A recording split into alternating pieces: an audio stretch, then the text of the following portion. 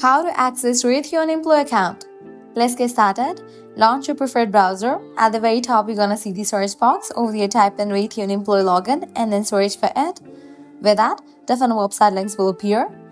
Scroll down and navigate to this one website option, Raytheon Employee Discount Marketplace. Now click on the option of login. Again, click on the option of login at.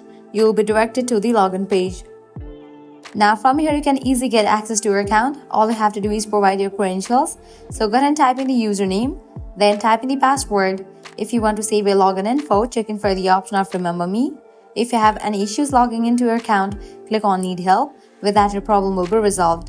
Well, that's a wrap for this video. This is how you can easily access to your Raytheon employee account. At the end, if you guys find this video helpful, don't forget to like, share and subscribe to our channel. Thanks for watching.